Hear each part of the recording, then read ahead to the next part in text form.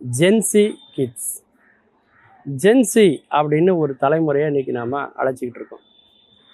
அதாவது பசுமை புரட்சி, வெண்மை புரட்சி, தொழில் புரட்சி, அப்படிலாம் பல புரட்சிகள் இந்த மண்ணில் ஏற்பட்டது இல்லையா?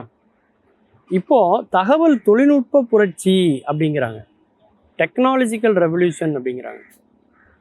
இப்படி நடக்கக்கூடிய ஒன்றும் அந்த தலைமுறை ஏதாவது ஒரு வகையில் பாதிக்குதுங்க.